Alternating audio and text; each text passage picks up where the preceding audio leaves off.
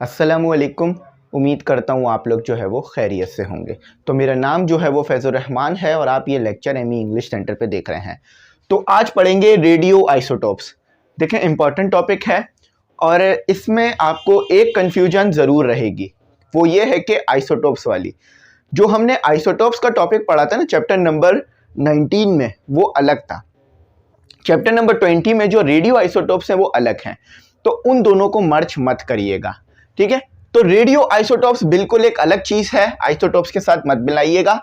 मैंने यहाँ पर इसकी डेफिनेशन लिख दी है, ये पेपरों में आ सकता है, एक इंपॉर्टेंट टॉपिक है। तो देखिए, सिंपल अगर मैं बताऊं ना, सिंपल वर्ड्स में, तो रेडियो आइसोटोप्स वो एलिमेंट्स होते हैं जिन्हें आप रेडियो एक्टिव बनाते हैं। फॉर एग्जाम्पल, आपके पास एक एलिमेंट है जो रेडियो एक्टिव नहीं है, आपने उसे अपनी मर्जी से रेडियो एक्टिव किया है, आर्टिफिशियली, नॉन स्पॉन्टेनियसली, तो वो एलिमेंट कहलाएगा रेडियो आइसोटोप्स। फिर बता रहा हूं, एक एलिमेंट है आपके पास, फॉर एग्जांपल सोडियम है। सोडियम आपको पता है रेडियो एक्टिव नहीं होता, क्यों? क्योंकि उसके पास नंबर ऑफ प्रोटॉन 82 या 82 से कम होते हैं। 82 उसके पास नंबर ऑफ प्रोटॉन नहीं है, 82 से हमेशा उसके पास नंबर ऑफ प्रोटॉन कम रहेंगे, तो इसीलिए वो एलिमेंट आपके पास क्या है, नॉन रेडियो एक्टिव है। लेकिन आप कोई पार्टिकल उसके ऊपर बॉम्बार्ड कराकर, आप कोई पार्टिकल उसके ऊपर मारकर उसको रेडियो एक्टिव बना सकते हो। इसको इसी तरह से समझ लो, आपकी क्लास में एक बच्चा है जिसकी आज तक कभी लड़ाई नहीं हुई है, ये स्टूडेंट ए है, इसकी आज तक कभी लड़ाई नहीं हुई है किसी भी स्टूडेंट से क्लास में, और ये आपके साथ कई सालों से पढ़ता हुआ आ रहा है। इस तरह आपको रेडियो आइसोटोप्स इंशाल्लाह बिल्कुल समझ में आ जाएगा। रेडियो आइसोटोप्स कह लो या रेडियो एक्टिव आइसोटोप्स कह लो, बात एक ही है। तो अगर रेडियो एक्टिव आइसोटोप्स लिखा हुआ आ जाए तो भी आपने यही डेफिनेशन लिखनी है जो मैं बताऊंगा, जो मैं पढ़ाऊंगा। अब यहां से आपको बात इंशाल्लाह पूरी डिटेल समझ में आएगी। ये जो है ना स्टूडेंट, ये बहुत शांत मिजाज का है, या कह लीजिए बहुत काम रहता है ये। अब ये एक्टिव नहीं है, मतलब ये जो गुस्से वाला नहीं है, लेकिन अगर आपने इसे पंच किया, मुक्का मारा, तो जो ये स्टूडेंट गुस्से वाला नहीं था तो ये भी गुस्से वाला हो जाएगा, है ना? क्यों? क्योंकि आपने इसे मारा। तो इसी तरह से जो एलिमेंट रेडियो एक्टिव नहीं है हमारे पास नेचर में, जो कि रेडियो एक्टिव नहीं है हमारे पास नेचर में, लेकिन अगर आप उसके ऊपर कोई एलिमेंट या कोई आप उसके ऊपर जो है वो पार्टिकल्स यानी अल्फा बीटा गामा पार्टिकल्स अगर उसके ऊपर मारेंगे, खास तौर पे अल्फा बीटा पार्टिकल्स उस पर बॉम्बार्ड कराएंगे, तो वो भी रेडियो एक्टिव हो जाएगा। जैसे कि ये गुस्से वाला नहीं था लेकिन आपने इसको मुक्का मारा तो ये गुस्से वाला हो गया ना, उसी तरह से एलिमेंट के साथ भी हो रहा है। बस जो चीजें आपके पास आम लाइफ में होती हैं वही जो है वो आपके पास ये फिजिक्स में भी हो रही होती है ज्यादातर। एग्जाम्पल भी बताऊंगा, अभी एक एलिमेंट की एग्जाम्पल भी लिख दूंगा, पहले डेफिनेशन देख लीजिए और इसको एज इट इज आपने बुक में अपने लिख लेना है। द स्टेबल, स्टेबल से क्या मुराद है कि इसका जो नंबर ऑफ प्रोटॉन है ना वो 82 से हमेशा लेस होंगे, यानी जो भी एलिमेंट होगा उसके नंबर ऑफ प्रोटॉन हमेशा लेस होंगे। जो भी एलिमेंट होगा, फिर बोल रहा हूं, जो भी एलिमेंट होगा उसके नंबर ऑफ प्रोटॉन या एटॉमिक नंबर लेस होंगे 82 से। अब वो 1 2 3 4 5 कुछ भी हो सकते हैं, ठीक है। The stable and non radioactive, अब आपको पता है अगर उसके पास number of atom, number of proton जो है वो 82 से अगर कम है तो वो रेडियो एक्टिव नहीं होगा, ठीक है। Element can also be change, लेकिन आप चाहते हो वो नॉन रेडियो एक्टिव एलिमेंट भी रेडियो एक्टिव हो जाए, तो आपको क्या करना पड़ेगा, into radio active element by bombarding. Bombarding यानी आपको उसके ऊपर, उस एलिमेंट के ऊपर, जैसे कि ये एलिमेंट है सोडियम है आपके पास, ठीक है, इस सोडियम पे आप जो है वो अल्फा या बीटा पार्टिकल्स मारोगे लाकर इसके एटम पर, तो इसका एटम यानी इसका जो न्यूक्लियस है वो भी अनस्टेबल हो जाएगा और वो ये एलिमेंट भी फिर रेडियो एक्टिव एलिमेंट बन जाएगा, ठीक है। तो बॉम्बार्डिंग से समझ गए ना, अल्फा बीटा पार्टिकल्स उस पर लाके मारना। देम विद प्रोटॉन या न्यूट्रॉन, आप चाहो तो न्यूट्रॉन भी इसके ऊपर फायर करा सकते हो, ठीक है। और अल्फा पार्टिकल्स आपके पास, ये मैंने गामा बना दिया है, अल्फा पार्टिकल्स ये रहा, इलेक्ट्रॉन्स, ठीक है। Alpha particle such artificially produce radio active elements are called radio active isotopes और रेडियो आइसोटोप्स। तो अगर आपसे कोई पूछ ले कि रेडियो आइसोटोप्स एक नेचुरली तरीके से बनाया जाता है या आर्टिफिशियली तरीके से, तो नेचुरल तरीके से नहीं बनता, आर्टिफिशियल तरीके से बनता है। तो अब आर्टिफिशियल तरीके से क्यों? क्योंकि देखो वो रेडियो एक्टिव नहीं था, आपने उसे जाकर रेडियो एक्टिव बनाया। कैसे? कि आपने उस पर अल्फा बीटा पार्टिकल्स स्ट्राइक कराया या न्यूट्रॉन स्ट्राइक कराया। अब इसी की मिसाल जो है मुझसे ले लो, मैं गुस्से वाला नहीं हूं, मेरा नेचर गुस्से वाला नहीं है। लेकिन अगर कोई आके मुझे पीछे से हिट करे या पीछे से मुझे मुक्का मार दे, मेरे पीठ पर, मेरे सर पर, या कोई चीज़ मेरे को स्ट्राइक कर दे, तो क्या मैं गुस्सा नहीं करूँगा उस पर? अगर मैं नहीं करूँगा तो वो फिर मुझे मारेगा, वो फिर मुझे तंग करेगा। लेकिन अगर मैं गुस्सा करूँगा तो फिर वो मुझे नहीं मारेगा ना। तो इसी तरह से ये है कि एलिमेंट रेडियो एक्टिव नहीं था, आपने जानबूझ के उसे बनाया, और ये काम नेचुरली नहीं हुआ, आर्टिफिशियली हुआ। अब देखो, अल्फा पार्टिकल्स आपको पता है क्या होते हैं, प्रोटॉन। बीटा पार्टिकल्स आपको पता है क्या होते हैं, इलेक्ट्रॉन्स। तो इलेक्ट्रॉन्स कैसे आप स्ट्राइक करा सकते हो? इलेक्ट्रॉन गन की मदद से। इलेक्ट्रॉन गन में बहुत डिटेल में आपको पढ़ा चुका हूं, तो आपको अगर वो याद होगी बात तो याद आ गई होगा आपको। तो एक चीज और लिख लो, ये पॉइंट लिख लो ताकि ये बहुत इंपॉर्टेंट पॉइंट है। द एटॉमिक नंबर और नंबर ऑफ प्रोटॉन, ये बहुत इंपॉर्टेंट चीजें लिखिएगा। Number of proton, protons of radio isotope कह लो या रेडियो एक्टिव आइसोटॉप्स कह लो। वहां रेडियो आइसोटॉप्स लिखा तो मैं भी यहाँ रेडियो आइसोटॉप्स ही लिखूंगा, ठीक है। Radio isotopes is less than 82। तो याद रखना, आपको ये चीज बहुत देखने के लिए मिलेगी, आप कंफ्यूज ना हो, तो इसलिए मैंने ये चीज यहां लिख डाली है। द एटॉमिक, अच्छा एटॉमिक लिख दिया मैंने, एटॉमिक को।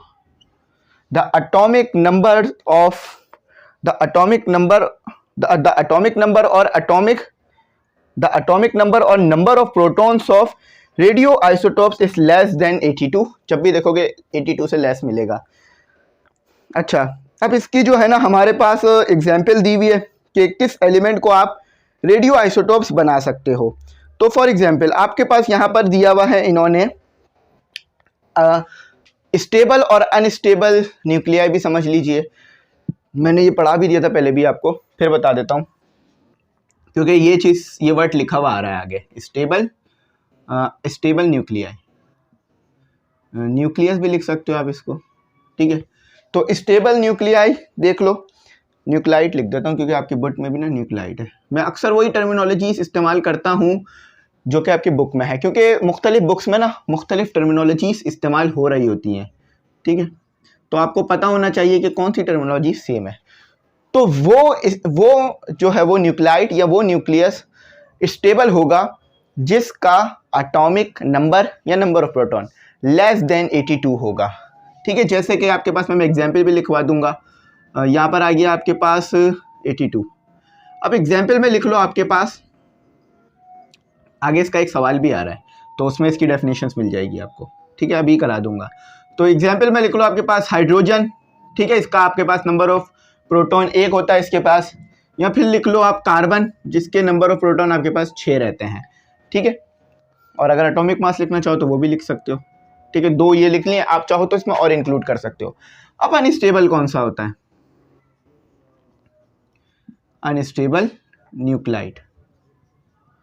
अनस्टेबल न्यूक्लाइड वो होता है जिसका एटॉमिक नंबर या नंबर ऑफ प्रोटॉन बराबर हो 82 के या उससे ग्रेटर हो, ठीक है। ये जो 2 साइन बनाया है मैंने, ये जो बार बनाया है ये बराबर के लिए और जो ग्रेटर का बनाया है वो ज़्यादा के लिए। तो अगर एटॉमिक नंबर 82 है या 82 से ग्रेटर है तो जो चीज़ है वो अनस्टेबल पाई जाएगी, उसका न्यूक्लाइड अनस्टेबल होगा। एग्जाम्पल में आप एक ही लिख लो, वैसे बहुत सारा है आपके पास। यूरेनियम आप इसमें लिख लो क्योंकि यूरेनियम आपके पास जो है वो अनस्टेबल होता है, ठीक है। यूरेनियम जो है वो यहाँ पर आप लिख लो, यूरेनियम लिख लो। यूरेनियम का सिंबल होता है आपके पास 92 235, ठीक है। 235 इसका जो है वो आपके पास ये रहता है, ठीक है, ये हो गया। अच्छा, तो ये याद रखना आप इसको। अब देखो आपको एग्जाम्पल में लिखवा देता हूँ, क्या कहते हैं उसकी, रेडियो आइसोटॉप की। अब रेडियो आइसोटॉप में आपके पास यहाँ पे एग्जाम्पल करके लिखो, रेडियो आइसोटॉप्स एग्जाम्पल, ठीक है। रेडियो आइसोटॉप्स एग्जाम्पल, ठीक है। एग्जाम्पल्स 2 हैं तो दोनों ही लिखवा दूंगा। अच्छा, अभी आपके पास है सल्फर। सल्फर यहाँ पर आपके पास मैं लिखता हूँ। पहले सबसे पहले देखें, मैं एक एक करके चीजें लिखूंगा ना, इंशाल्लाह आपको बात समझ में आएगी। सल्फर आपके पास उसका एटॉमिक नंबर जो होता है वो 16 होता है, एटॉमिक मास 32 होता है। एटॉमिक मास आपको पता है, number of proton plus number of neutron रहता है। अब ये स्टेबल है, लेकिन आप चाहते हो ये अनस्टेबल बने। जब ये अनस्टेबल बनेगा तो ये क्या कहलाएगा? रेडियो आइसोटोप कहलाएगा। ये खुद तो अनस्टेबल होगा नहीं, इसके नेचर में अनस्टेबल होना नहीं है, क्योंकि इसका एटॉमिक नंबर आप देख सकते हो लेस है 82 से। तो 82 से लेस है तो यानी ये स्टेबल है, STABLE, स्टेबल है। अब चाहते हो इसे अनस्टेबल करना, तो आप क्या करोगे? इसके ऊपर एक न्यूट्रॉन को लेकर आओगे, न्यूट्रॉन को आप फायर करोगे। अच्छा देखो, न्यूट्रॉन को ना ऐसे लिखा जाता है, न्यूट्रॉन के पास कोई खुद तो एटॉमिक नंबर होता नहीं है, लेकिन इसके पास एटॉमिक मास होता है। क्यों? क्योंकि एटॉमिक मास हमारे पास सम होता है ना, number of proton plus number of neutron. देखो एटॉमिक मास सम होता है ना हमारे पास, number of proton plus number of neutron. तो इसके पास नंबर ऑफ प्रोटॉन नहीं होगा न्यूट्रॉन के पास, ठीक है, सॉरी न्यूट्रॉन के पास नंबर ऑफ प्रोटॉन नहीं होगा, तो Z 0 आ गया। लेकिन इसके पास एटॉमिक मास होगा। क्यों? क्योंकि देखो ये खुद तो एक न्यूट्रॉन है, लेकिन इसके पास प्रोटॉन नहीं है, तो ये 1 आएगा, है ना। तो ये देखो 1 ऐसे आया यहाँ पर, तो इसको याद रखना, ठीक है। तो यहाँ लिख देता हूँ, न्यूट्रॉन के लिए लाइन को ड्रॉ कर देता हूँ, ठीक है। यहाँ लिख देता हूँ न्यूट्रॉन के लिए कि न्यूट्रॉन के पास खुद तो अपना प्रोटॉन नहीं है, इसके पास प्रोटॉन जो है वो 0 है, लेकिन इसके पास न्यूट्रॉन तो है, क्योंकि ये खुद न्यूट्रॉन है। तो इसका एटॉमिक मास क्या आएगा? Z plus N। तो Z 0 है, N 1 है, तो A इक्वल टू 1 इसका आ गया आपके पास एटॉमिक मास, ठीक है। तो आप अगर आपसे कोई पूछ ले कि एटॉमिक मास कैसे कैलकुलेट करते हैं न्यूट्रॉन का, तो ये आपको मैंने तरीका भी लिखवा दिया, कैलकुलेट करके भी दिखा दिया। आप दोनों तरीके से जा सकते हैं उस तरफ। अच्छा, तो अब मैंने इसके ऊपर जब ये बॉम्बार्ड करवाया तो ये स्टेबल नहीं रहा, ये अनस्टेबल हुआ। मुझे जगह चाहिए होगी तो इसलिए मैं इसे रिमूव कर रहा हूँ, ठीक है। ये स्टेबल नहीं रहा, ये क्या हो गया? अनस्टेबल हो गया। अब जब ये अनस्टेबल हुआ तो इसने एक और चीज बना ली। ये जो यहाँ पर न्यूट्रॉन है ना, ये क्या करेगा? ये उधर से एक प्रोटॉन को लूज करा देगा, ठीक है। इस एलिमेंट में जो शेल में प्रोटॉन होगा ना, जो न्यूक्लियस में प्रोटॉन होगा, उसको बाहर निकाल देगा। तो P15 आपके पास फास्फोरस बन जाएगा, और इसका एटॉमिक मास जो है वो सेम रहेगा, वो तब्दील नहीं होगा, 32 ही रहेगा। अब ये अनस्टेबल है, अनस्टेबल क्यों? क्योंकि इसमें से आपने एक प्रोटॉन को बाहर निकाल दिया है, ये हो गया है अनस्टेबल। ये पहले स्टेबल था, ये अनस्टेबल हो गया, और ये फास्फोरस है। अच्छा, और इसमें से देखो प्रोटॉन गायब है, तो वो प्रोटॉन यहाँ पर आ गया, ठीक है। ये प्रोटॉन यहाँ पर आ गया, एक प्रोटॉन इसका आपके पास यहाँ पर आ गया, ठीक है। तो प्रोटॉन के पास इसका एटॉमिक नंबर 1 आएगा और एटॉमिक मास 1। क्यों? क्योंकि इसके पास न्यूट्रॉन तो नहीं है, लेकिन प्रोटॉन तो है ना, तो इसलिए दोनों जगह 1 आ रहा है। तो ये था स्टेबल, ये हो गया अनस्टेबल। क्यों? क्योंकि आपने इस पे न्यूट्रॉन ले जाके मारा है, इसको गुस्सा आ गया है। तो ये पहली एग्जाम्पल थी, ये लिख लोगे ना, फास्फोरस है और ये सल्फर है, मसला तो नहीं है ना S और P को पहचानने में आपको। चलें एक और एग्जाम्पल करते हैं, उसके बाद ये ख़त्म करते हैं। अभी तो आपने न्यूट्रॉन उसके ऊपर फायर किया, लेकिन अब आप उस पर अल्फा पार्टिकल फायर कर रहे हो। अल्फा पार्टिकल्स क्या होते हैं? हीलियम्स होते हैं, जिसका एटॉमिक मास आपको पता है 4 होता है, और एटॉमिक नंबर जिसका 2 होता है। अच्छा, अब हमने हीलियम किसके ऊपर फायर किया? हीलियम हमने फायर किया एल्यूमिनियम पर। एल्यूमिनियम हमारे पास होता है Al13 और 27, ठीक है। अब ये स्टेबल है, एल्यूमिनियम स्टेबल है, स्टेबल एलिमेंट है, स्टेबल एलिमेंट है एल्यूमिनियम। लेकिन जब आप इस पे अल्फा पार्टिकल फायर कर रहे हो तो ये अनस्टेबल होगा, और अनस्टेबल होकर ये क्या बना सकता है? अच्छा, ये प्रेडिक्शन इसकी सेम रहेगी, अनस्टेबल होकर ये भी फास्फोरस बनाएगा, क्योंकि ये यहाँ पर एक ऐड हो जाएगा ना। तो 13 था ना, तो 2 प्रोटॉन इसमें आ जाएंगे, ये 15 हो गया, ठीक है, और वही थीम रहेगा 27। तो ये आइसोटोप बन गया, एक तरह से रेडियो आइसोटोप बन गया, और साथ ही साथ ये अनस्टेबल भी हो गया। भाई साहब गुस्सा आ गया तो इन्हें अनस्टेबल हो गई है हमारे पास। अच्छा, अब इसके साथ एनर्जी भी कुछ रिलीज होगी, वो होगी आपके पास न्यूट्रॉन, ठीक है, वो होगा आपके पास न्यूट्रॉन, ठीक है। अब ये जो यहाँ से न्यूट्रॉन मिला है आपको, किसी और पे ले जाके मार दोगे तो वो भी अनस्टेबल हो जाएगा। तो इस तरह से ये स्टेबल अनस्टेबल का खेल आगे चलता रहेगा। मैं यहाँ लिख देता हूँ, ये प्रोटॉन है, मुझे लग रहा है आपको कन्फ्यूजन हो रही होगी। ये प्रोटॉन है, ये न्यूट्रॉन है, ठीक है, अब कन्फ्यूजन नहीं हो रही होगी। तो इस तरह से ये काम होता है। आई होप आपको अच्छी तरह समझ में आया होगा। तो अच्छा, एक यहाँ पर छोटी सी मिस्टेक हो रही है कि ये जो 4 थे ना, ये इसमें गए, तो ये 30 हो गया 27 की जगह, ठीक है, ये 30 हो गया, 27 नहीं रहा, क्योंकि यहाँ पर हमारे पास हमने चार वो मारे थे ना प्रोटॉन, मतलब एटॉमिक मास हमारे पास 4 था ना, तो 2 न्यूट्रॉन इधर गए हैं, यहाँ पर एक प्रोटॉन ऐड हुआ है और 2 न्यूट्रॉन ऐड हुए हैं, तो ये 27 से 30 हो जाएगा, और एक जो न्यूट्रॉन इजाफी था ना वो बाहर निकल गया है। हमारे पास 2 न्यूट्रॉन थे, 2 प्रोटॉन थे, तो 2 प्रोटॉन यहाँ चले गए, यानी एटॉमिक मास में तो 2 का इजाफा हो गया, 29 हो गए, और 2 प्रोटॉन के साथ एक न्यूट्रॉन भी इसमें गया है, तो 30 हो गया, और एक जो बचा वो बाहर निकल गया है, ठीक है, समझ गए ना बात? तो ये समझ में आ गया होगा आई होप। अच्छा, अब इसकी जो है वो एग्जाम्पल्स तो हमने कर ली, अब इसके बस आखिर में यूजेस कर लेते हैं। तो मैं साइड पे हो जाता हूँ, आप चाहो तो इसका स्क्रीनशॉट ले लो, या चाहो तो आप इसे लिख लो वीडियो थोड़ा पोस्ट करके। अच्छा, याद रखना ये टॉपिक जो है ना वो 20.5 है, 20.4 नहीं है, 20.4 हमने हाफ लाइफ का करा था ना, वो है इंडस्ट्रियल फील्ड। अब देखो इंडस्ट्रियल फील्ड में इसका काम कैसे होता है कि अगर कहीं पर क्रैक आया हुआ है जो हम आंख से नहीं देख सकते, अभी आपको बोर्ड पर कोई भी क्रैक नजर नहीं आ रहा होगा, ठीक है, कैमरे की आंख से देखने पर, लेकिन मुझे पता है मेरे बोर्ड पर क्रैक आए हुए हैं, ये एक क्रैक है, ठीक है, मैं वो नहीं बना रहा हूँ, इमेजिनरी नहीं बना रहा हूँ, ये वाकई मुझे नजर आ रहा है। तो यहाँ पर एक क्रैक है और इसके बराबर में भी एक सीधी लाइन आ गई है क्रैक की, यानी तो टूट रहा है 2 हिस्सों में चीज़। और इसके अलावा ये रहा एक क्रैक, ये भी है, नहीं ये नहीं है, और इसके अलावा यहाँ पर था कहीं बीच में एक क्रैक, ये रहा, ये एक क्रैक है, लेकिन आपको नहीं दिखेगा, आप जितनी भी कोशिश कर लो, क्यों? क्योंकि आपकी आंख इसे नहीं देख पा रही है, क्योंकि आप कैमरे के जरिए से देख रहे हो, लेकिन मुझे नजर आ रहा है। लेकिन इस बोर्ड में इसके अलावा भी और क्रैक है जो मैं भी नहीं देख पा रहा हूं, तो वो क्रैक्स हम कैसे फाइंड कर सकते हैं?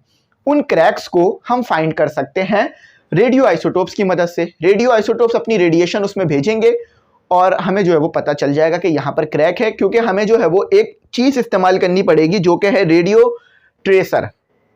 बहुत इंपॉर्टेंट चीज है ये रेडियो ट्रेसर, ज्यादा डिटेल में तो नहीं पढ़ाया गया इधर आपको रेडियो ट्रेसर के बारे में। ये जो है वो रेडियो एक्टिव वेव्स को जो है वो जो रेडियो आइसोटोप से निकलती हैं उन्हें पकड़ता है और उनसे जो है वो हमें बताता है कि किस तरह की वेव्स आ रही हैं, ठीक है। तो ये क्रैक को बता देगा, क्रैक्स कहाँ कहाँ है ये मुझे पता चलेगा। अब ये हो गया, अब आगे बढ़ते हैं। अच्छा, रेडियो ट्रेसर का क्या काम है? जो रेडियो आइसोटोप से वेव्स निकलेंगी ना, ये जो रेडिएशन निकलेगी बेसिकली उस रेडिएशन को ये पकड़ेगा और हमें बताएगा कि कहाँ पर है। जैसे कि आपका एंटीना क्या काम करता है, जो सिग्नल्स आ रहे होते हैं सिग्नल्स को कैच करता है, उसी तरह से ये रेडियो ट्रेसर जो है वो रेडियो एक्टिव वेव्स को ट्रेस करता है। ये याद रखना बस सिंपल इसमें। अच्छा, अब सिर्फ यहाँ पर यूज नहीं है ये रेडियो आइसोटोप्स का यूज होता है मेडिकल फील्ड में, बहुत ही ज्यादा जो है वो क्रूशल है ये।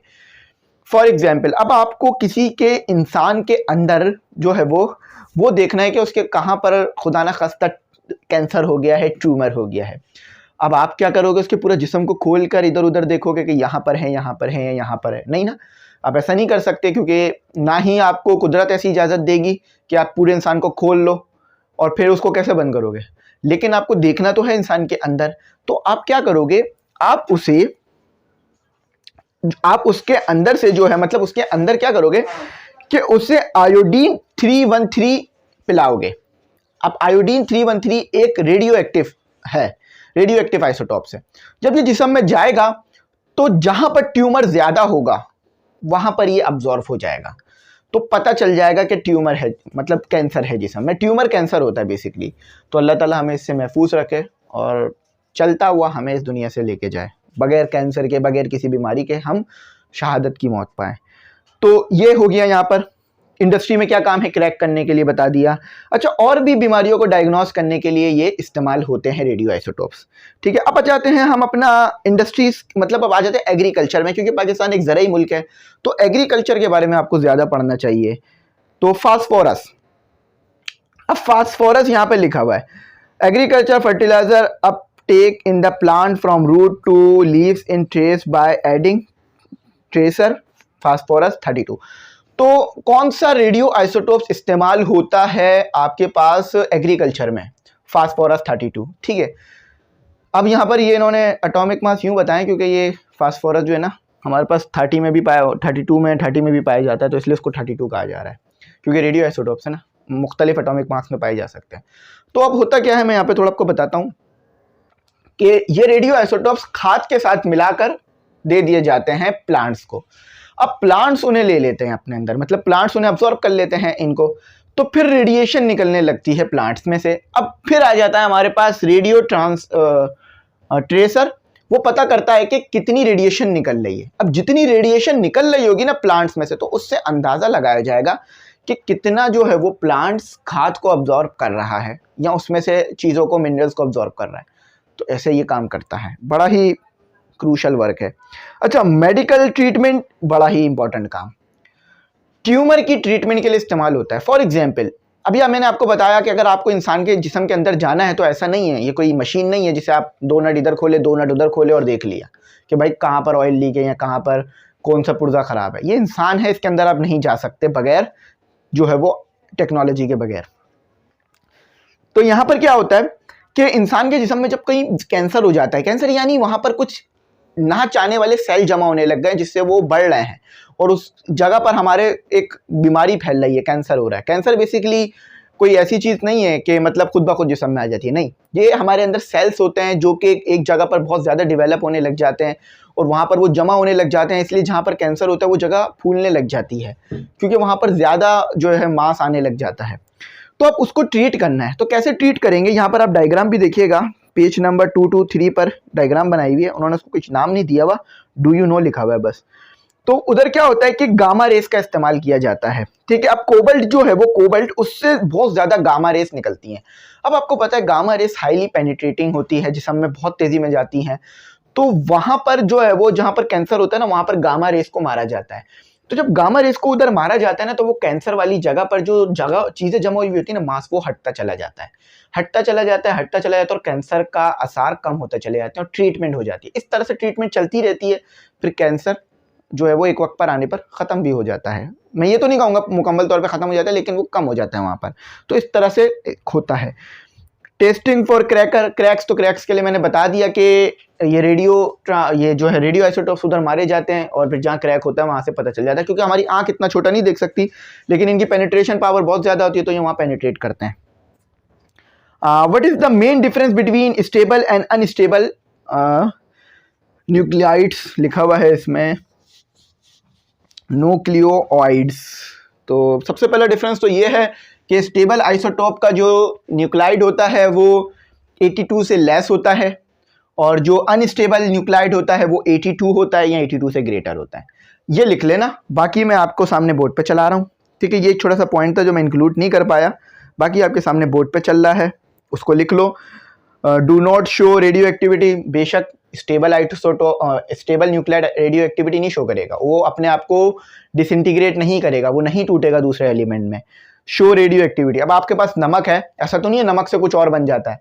मैं यहाँ पर खाना बनाने की बात नहीं कर रहा हूँ, कहीं आप वहाँ चले जाए कि खाना बन जाता है नमक से, नहीं। आपने नमक रख दिया अपने घर में, ऐसा तो नहीं है नमक जब सुबह उठ के देखा तो नमक कोई और ही एलिमेंट बन गया था, कभी ऐसा नहीं होता। लेकिन अगर आप यूरेनियम रखेंगे कुछ टाइम बाद, मतलब कुछ टाइम तो नहीं, यूरेनियम तो कई 1000 साल ले लेगा, कुछ और स्थान पर आ जाते हैं। बोरॉन रखेंगे, बोरॉन, तो वो देखेंगे आप, तो वो क्या होगा, वो डिसइंटीग्रेट हो गया होगा, दूसरा एलिमेंट बन गया होगा। ठीक है, रेडॉन ले लो, बोरॉन ले लो, बोरॉन तो बल्कि आंख झपकते ही हो जाएगा, बोरॉन तो बहुत कम है। चलो आयोडीन ले लो, 25 मिनट बाद आके देखोगे उड़ जाएगा, कुछ और बन चुका होगा। इसी तरह से कोबाल्ट है, कोबाल्ट भी अच्छा खासा टाइम ले लेता है, 5.27 ईयर्स ले लेता है। तो रेडॉन जो है ना, रेडॉन 222, वो 4 दिन के करीब लेगा कुछ और बनने में, डिसइंटीग्रेट होने में। अच्छा, तो पहला जवाब आपके पास आ गया, पूरा मैं पढ़ नहीं रहा हूँ, आप लोग लिख लेना, आप लोगों को पता है मैं पढ़ा चुका हूँ, ठीक है। ये पढ़ देता हूँ, चलो आप लोगों को आसानी हो जाएगी। Magic number indicate the number of proton और नंबर ऑफ न्यूट्रॉन प्रेजेंट। तो इस स्टेबल आइसोटोप्स में तो आप number of proton number of neutron को प्रेडिक्ट करते हो, फिक्स होते हैं ना, लेकिन अनस्टेबल में magic number do not indicate the number of, इसमें मैजिक नंबर नहीं होते, उसका चक्कर नहीं होता, बाकी आप लिख लेना, ठीक है। Why specific radio isotopes radio active tracer are used orally in medical imagining. तो इसको लिखो, radio tracer are use in imagining test the help find problem inside the body. तो रेडियो ट्रेसर को इसलिए इस्तेमाल किया जाता है कि अगर बॉडी में कुछ प्रॉब्लम है, कहीं पे कोई कैंसर हो रहा है, तो वो पता करा जा सके, क्योंकि हम आंखों से तो नहीं देख सकते ना उसे। Why are the radio isotopes of shorter life use in nuclear medicine. Sorry, हाँ, न्यूक्लियर मेडिसिन यानी जहाँ पर जहाँ पे जो है वो न्यूक्लियर रिएक्शंस को इस्तेमाल किया जाता है मेडिसिन में, तो इसलिए इस्तेमाल किया जाता है कि भाई देखो फौरन से वो टूटने लगे। हम ऐसा रेडियो आइसोटोप नहीं लेंगे जो जिसकी लाइफ बहुत ज़्यादा है, यानी वो बहुत टेम बाद टूटेगा। हम चाहते हैं फौरन से टूटे, क्योंकि फौरन से टूटेगा तो हमें पता चलेगा कि उसकी रेडिएशन हमें फौरन से मिलेगी। हम रेडियो ट्रेसर की मदद से उसकी रेडिएशंस को पकड़ेंगे और पता करेंगे तमाम चीज़ों को। अगर वो उसकी रेडिएशन निकलने में ही कई सालों लग जाएंगी, तो वो तो इंसान के जिस्म में ही रहेगा, जब तक वो डिसइंटीग्रेट नहीं होने लगेगा हमें पता नहीं चलेगा, ठीक है। तो इसीलिए शॉर्ट लाइफ का इस्तेमाल करेंगे, ताकि जैसे ही हम उसे दें इंसान को, वो फौरन टूटे अंदर जाकर, मतलब फौरन से वो डिसइंटीग्रेट होने लगे, दूसरे एलिमेंट में बदलने लगे और हमें तमाम चीज़ें पता लगे। तो 26 मिनट का ये लेक्चर था। असल में ये मुझे पढ़ाना ज़्यादा ज़रूरी था आपके लिए, तो इसलिए मैंने पढ़ाया। बाकी आप लोगों को मेरी कंडीशंस पता है कि आजकल क्या चल रहा है, तो इसलिए मैंने फुल अपनी तरफ से आपको कोशिश की समझाने की। तो उम्मीद करता हूँ मेरी बात समझ में आ गई होगी। अगर कुछ ना आया हो समझ में तो पूछना, मैं इंशाल्लाह गाइड करूँगा। Thanks for watching. अल्लाह हाफिज़। अपनी कीमती दुआओं में ज़रूर याद